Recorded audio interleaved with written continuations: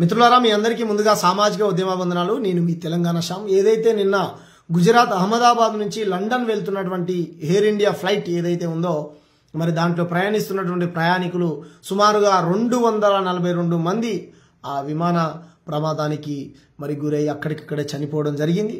దాంట్లో నుంచి ఒక రమేష్ అనుకుంటా, నాకు తెలిసి ఒక రమేష్ మాత్రమే బ్రతికి బయటపడ్డాడు. ఆయన ప్రస్తుతం ఇప్పుడు హాస్పిటల్లో ట్రీట్మెంట్ తీసుకుంటా ఉన్నాడు. ఆయన తొందరగా కోలుకోవాలని మనందరం మనస్ఫూర్తిగా కోరుకుందాం. ఆయన ఆరోగ్య పరిస్థితిని కూడా నరేంద్ర మోడీ మన ప్రధానమంత్రి గారు హాస్పిటల్కి వెళ్ళి అడిగి తెలుసుకున్నాడు. అమిత్ షా గారు కూడా వెళ్ళారు. అక్కడ సంబంధిత అధికారులు వెళ్తా ఉన్నారు, పరామర్శిస్తూ ఉన్నారు. ఈ ప్రమాదానికి గల కారణాలు ఏంటియో అడిగి తెలుసుకుంటా ఉన్నారు. అది ఎక్కడైతే కూలిందో, ఏ హాస్టల్లో అయితే కూలిందో, సుమారు మధ్యాహ్నం 1:30 ప్రాంతంలో అందరూ లంచ్ చేస్తుండగా వాళ్ళంతా డాక్టర్స్ అంట. అది ఒక హాస్టల్లో కూలింది. ఆ హాస్టల్ బిల్డింగ్ మొత్తం కూడా నాశనం అయిపోయింది. దాంట్లో ఆ హాస్టల్లో డాక్టర్స్ కూడా చాలామంది చనిపోయారు, పీజీ స్టూడెంట్స్ అంతా వాళ్ళందరూ. ఈ ప్రమాదాలకు గల కారణాలు ఏంటి? ఇప్పుడు దాంట్లో చాలామంది వివిధ దేశాల ప్రయాణికులు ఉన్నారు. పోర్చుగీస్ వాళ్ళు ఉన్నారంట, కెనడా వాళ్ళు ఉన్నారంట, మెజారిటీగా మన ఇండియన్స్ ఉన్నారు. పాలు తాగే పసిపిల్లల నుంచి పండు ముసలి వాళ్ళ వరకు చాలామంది ఉన్నారు. దాంట్లో గుజరాత్ మాజీ ముఖ్యమంత్రి కూడా ఉన్నాడంట. వాళ్ళందరూ చనిపోయారు. మనందరం బాధపడతా ఉన్నాం. వారందరికీ మన ప్రగాఢ సానుభూతిని తెలియజేద్దాం, వారికి ఘనమైనటువంటి నివాళులు అర్పిద్దాం. ప్రమాదం నుంచి బయటపడ్డటువంటి రమేష్ తొందరగా కోలుకోవాలని కోరుకుందాం. ఇదంతా ఒక భాగం అయితే ఈ ప్రమాదానికి గల కారణాలు ఏంటి? నరేంద్ర మోడీ అధికారంలోకి వచ్చినప్పటి నుంచి దేశ ప్రజలకు రక్షణ లేకుండా పోయింది. ఏ రంగంలో కూడా ప్రయాణికులకు రక్షణ లేకుండా పోయింది. చదువుకునేటువంటి విద్యార్థులకు రక్షణ లేకుండా పోయింది. సామాజిక వర్గాలుగా దళితులకు, గిరిజనులకు, ఆదివాసులకు, ముస్లింలకు, మైనార్టీలకు రక్షణ లేకుండా పోయింది. రాజకీయ పార్టీలకు రక్షణ లేకుండా పోయింది. ఎవ్వరికీ రక్షణ లేకుండా పోయింది నరేంద్ర మోడీ అధికారంలోకి వచ్చినప్పటి నుంచి. రక్షణ ఉంది ఎవరికయ్యా ఈ దేశంలో అంటే కేవలం అంబానీ, అదానీ, గుజరాత్ పెట్టుబడిదారులకు తప్ప ఈ దేశంలో సామాన్య ప్రజలకు నరేంద్ర మోడీ పాలనలో రక్షణ లేదు. మనం చూసాం, రైలు ప్రమాదాలు జరిగి వందలాది మంది చనిపోయారు. రోడ్డు ప్రమాదాలు జరిగి బస్సులు గుద్దుకొని బ్రేకులు ఫెయిల్ అయ్యి వందలాది మంది చనిపోయారు. ఎందుకు ఈ ప్రమాదాలు ఎందుకు జరుగుతూ ఉన్నాయి? తరచుగా ఎందుకు జరుగుతూ ఉన్నాయి ఈ ప్రమాదాలు? వీటికి గల కారణాలు ఏంటి? ఇప్పుడు గవర్నమెంట్ అయితే ఇప్పుడు ఆ కంపెనీ ₹1 కోటి ఇస్తాం, మేము కూలిపోయినటువంటి బిల్డింగ్ను కట్టిస్తాం, శాశ్వత కాలం వాళ్ళ కుటుంబాలను ఆదుకుంటాం. ఇదంతా ఓకే, బాగున్నది. అరే ప్రాణానికి డబ్బులు వెలగడతావా? బతుకుంటే మనిషి తెలంగాణలో బతుకుంటే బరసాకాయని తినొచ్చని అంటే ప్రాణ నష్టము మీద మీకు దృష్టి లేదు. మనుషుల ప్రాణాల కంటే మీకు డబ్బులే ఇంపార్టెంట్ అయిపోయినాయి. అన్ని ఛార్జెస్ని, రైల్వే ఛార్జెస్ని పెంచేశారు, ఫ్లైట్ ఛార్జెస్ని పెంచేశారు, బస్ ఛార్జీలు పెంచారు. అన్ని ఛార్జెస్ని పెంచేసి ప్రభుత్వ రంగ సంస్థల్ని మొత్తం గుజరాత్ పెట్టుబడిదారులకు నరేంద్ర మోడీ కట్టబెట్టడం, వాళ్ళ ఏ తప్పులు చేసినా సమర్థించడం. ఇంకా దాంట్లో ఆ దొంగలుంటే బాగుండు. ఇటువంటి అమాయకులు చనిపోయారు. నీరవ్ మోడీ లేకపోతే ఆ విజయ్ మాల్యా దేశ సంపదను మొత్తం దోచుకొని పోయిన కొడుకులు మొత్తం ఆ ఫ్లైట్లు వేసి వాళ్ళని నడుపుకుంటూ పోవని చెప్పాల్సింది. ఆ దొంగలు తెచ్చినా బాగుండు. అమాయక ప్రజలు, విమానం నడిపేటువంటి వ్యక్తి నుంచి కూలీ పని చేసుకునేటువంటి వ్యక్తుల వరకు ఉన్నారంట ఆ ఫ్లైట్లో. అందరూ అమాయకులు చనిపోయారు. ఈ నిర్లక్ష్యానికి గల కారణాలు ఏంటి? మనం ఇంట్లో నుంచి ఏదైనా బండి తీస్తే టైర్లో గాలి ఉందా, దాంట్లో పెట్రోల్ ఉందా, బండికి లైట్ వెలుగుతుందా లేదా, ఆర్సీ ఉందా, ఇన్సూరెన్స్ ఉందా, పొల్యూషన్ ఉందా, ఇటువంటి అన్నీ చెక్ చేసుకుంటాం. ఒక్కటికి 2 సార్లు చూసుకుంటాం. రోడ్డు ఎక్కగానే ఇంకా మన పోలీసు అన్నలు, మన భద్రత గురించి బాగా ఆలోచించేటువంటి అన్నలు, బాబు నీ బండికి లైట్ రావట్లేదు, పక్కన పెట్టు, ఇట్లా నడుపుకుంటూ పోతే నీ ప్రాణాలకే ప్రమాదం అని బండి పక్కన పెడతారు. పొద్దునట్టు వచ్చి పోలీస్ స్టేషన్కి వెళ్ళి వచ్చి తీసుకో, కోర్టుకి వెళ్ళి చలాన కట్టుకో అని అంటాడు. ఇంత భద్రత మన పట్ల ఉన్నటువంటి ప్రభుత్వానికి ఇటువంటి ప్రైవేటు వ్యక్తులకు కట్టబెట్టినప్పుడు ఇన్సిడెంట్లు జరుగుతూ ఉంటే నరేంద్ర మోడీ ఏం చేస్తూ ఉన్నాడు? నరేంద్ర మోడీ పాలనలో ఎవరికి రక్షణ లేదు. ఇప్పుడు ఎలా చనిపోయినటువంటి ప్రాణాలు ఎలా తిరిగి రావాలి? ఇప్పుడు ఇదే ప్లేస్లో వేరే రాజకీయ పార్టీలు ఉంటాయి, ఈ అంధ భక్తులు, నరేంద్ర మోడీ భక్తులు ఏం చెప్పేవాళ్ళు? ఇది గుజరాత్ మోడలేనా? గుజరాత్ మోడల్ అంటే వంతెన కూలిపోయిందిరాయా మీ గుజరాత్లోనే. ఎప్పటిదో పురాతన, ఎప్పటిదో వెనకటిది ఆ వంతెన ఉంటే దాన్ని రిపేర్ చేయాలంటే లేదు లేదు మంచిగానే ఉందని దాని మించి రావడం పోవడం అన్న కుప్ప గులిపోయి మనం చూసాం 6 నెలల కింద. అక్కడికక్కడ 100,000 మంది చచ్చిపోయారు. వాటి మీద దృష్టి పెట్టండి నరేంద్ర మోడీ. మళ్ళీ కొంతమంది విధవులు ఇది టెర్రరిస్ట్ అటాకు, బొర్రరిస్ట్ అటాకు, ఆ అటాకు ఎందుకురా మీ తప్పుల్ని కప్పిపుచ్చుకోవడం కోసం పక్క దేశాల మీద ఎందుకు నొక్కుతారా? టెర్రరిస్ట్ అటాక్ చేస్తే టెర్రరిస్టుల మీద దాడి చేయడం అంటే ఆ ట్రంప్ గాని సంకనాకి మీరు యుద్ధాన్ని కూడా విరమించుకున్నారు. మీరు మాట్లాడకండి రవి, మీరు మాట్లాడకండి.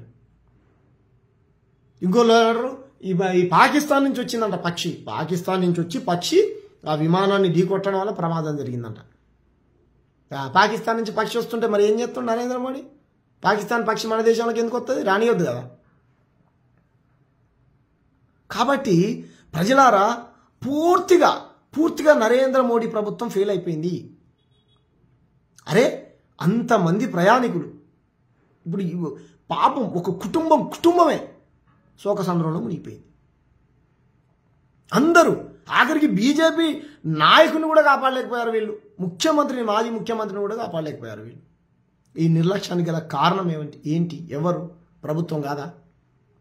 ఇంకా సామాన్య ప్రజలైతే కామెంట్స్ పెడతా ఉన్నారు, అన్న అంబానీ అదానీ ఫ్లైట్లలో అసలు ఎక్కకూడదు, ప్రయాణాలు చేయకూడదు, అన్ని ఛార్జీలు పెంచేస్తారు. మీరు ఫ్లైట్ టికెట్స్ అయితే విపరీతంగా పెంచేస్తారు. ఫెస్టివల్స్ సీజన్లో అయితే 100,000 లక్షల రూపాయలు పెంచుతారు. మరి ఎడిపోయింది?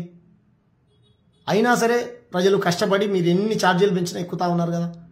మరి వాళ్ళకు భద్రత కల్పించాల్సినటువంటి బాధ్యత ప్రభుత్వాలదే కదా, నరేంద్ర మోడీ గారిదే కదా. మరి నరేంద్ర మోడీ ఏం చేస్తా ఉన్నాడు? రాజీనామా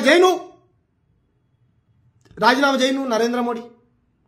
అమిత్ షా రాజీనామా చేయాలి, నరేంద్ర మోడీ రాజీనామా చేయాలి, ఆ టీడీపీ మంత్రి ఎవరైతే ఉన్నారో ఆంధ్రప్రదేశ్ నుంచి ఆయన కూడా రాజీనామా చేయాలి. చంద్రబాబు నాయుడు ప్రభుత్వం బాధ్యత వహించాలి. సామాన్య ప్రజల ప్రాణాలంటే మీకు అంత లెక్క లేకుండా పోయినాయా? రాజకీయం చేస్తారా అనంటే ప్రజల్ని కాపాడడం కోసం రాజకీయమే చేస్తాం. ప్రజల ప్రాణాలతో చెలగాట మాడితే రాజకీయమే చేస్తాం. ఎంతమందిని బలి తీసుకుంటారా మీరు? ప్రైవేట్ వ్యక్తులకు ఇటువంటి సంస్థలన్నీ కట్టబెట్టి రైల్వేని కట్టబెడతారా? అంబానీ అదానీ రైలు అంట. ఓడరా చనిపోతే బాధ్యత? ఎన్ని ప్రమాదాలు జరిగినాయి? ఒరిస్సాలో 100 మంది చచ్చిపోయారు. ఎంతమందికి నష్టపరిహారం కట్టించారు? డబ్బుల విషయం పక్కన పెట్టండి. డబ్బులు బతుకుంటే మనం తెలంగాణలో బతుకుంటే బల్సాకని తినొచ్చు, మనం ఈ రెక్కల కష్టం ఏదైనా చేసుకొని సంపాదించుకోవచ్చు. పోయిన ప్రాణాల కారకులు ఎవరు?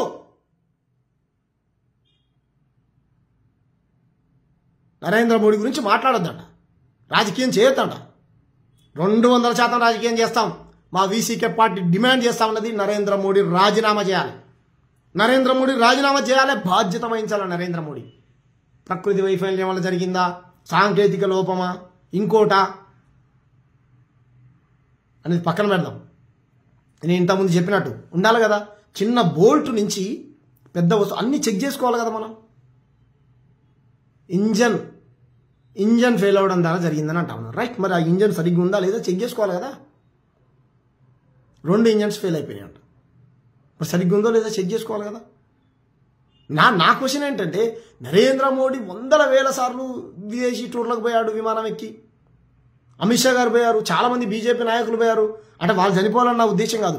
వాళ్ళ ఫ్లైట్లకు రానటువంటి ప్రమాదాలు సామాన్యులు ప్రయాణించేటువంటి విమానాలకు ఎందుకు వస్తాయి? వాళ్ళు కూడా బాగుండాలి. నా ఉద్దేశం ఆ ఫ్లైట్లు ఇది కావాలి అది కావాలని కాదు కదా. ఏంటి దుర్మార్గం? నిన్నగా మనం చూసాం, మనం ఎక్కడ ఏదో రాష్ట్రంలో అనుకుంటా కూలిపోయి, చిన్నదే కూలిపోయి దాంట్లో నుంచి 2-3 బయటపడ్డారు. మరి అప్పుడైనా జాగ్రత్తలు తీసుకోవాలి కదా. అది ఎయిర్ ఇండియా లోపమా, నరేంద్ర మోడీ ప్రభుత్వం, ఏదేమైనప్పటికీ అయినా సరే నరేంద్ర మోడీ గారు మొత్తం ఫెయిల్ అయిపోయారు. అరే వేటి మీద కూడా ఇంత ఒక సమిష్టి విచారణ చేసేటువంటి ప్రయత్నం చేయడు. ప్రైవేట్ వ్యక్తులకు కట్టబెట్టాడు. వాళ్ళతో ఏదైనా వేసి మాట్లాడుతానంటే మాట్లాడు, దోసుకో, మొత్తం దోసుకో, దేశ సంపద అంతా దోసుకో, ఎలక్షన్ రాగానే నాకు దోసుకో, మొత్తం దేశ సంపద మొత్తం తీసుకో. మా అయ్య జాయిర్ అన్నట్టు అంబానీలకు అదానీలకు అంత దేశ సంపదని, రైల్వేలని, ఎయిర్పోర్ట్లని, విమానాలని, ఎల్ఐసిని, బిఎస్ఎన్ఎల్ని అన్నింటినీ అమ్ముడే. వాడు ప్రైవేట్ వాడు ఏం చేస్తాడు? ఎప్పుడు చచ్చిపోతే చచ్చిపోయి చచ్చినాక 1 కోటో 2 కోట్లు ఇస్తే అయిపోయి, ఎలక్షన్లు వచ్చినప్పుడు ఆ బీజేపీ ప్రభుత్వానికి ఇన్ని పైసలు ఇస్తే అయిపోయాయి. అంతేనా? అంతేనా? ఇది ఈ దేశంలో జరుగుతున్న దుర్మార్గం. ఇది నరేంద్ర మోడీ ఘనత.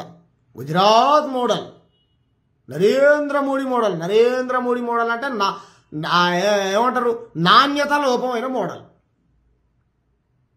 నరేంద్ర మోడీ మోడల్ కాదు ఇది, నాణ్యత లోపం మోడల్. గుజరాత్ మోడల్ కాదు ఇది.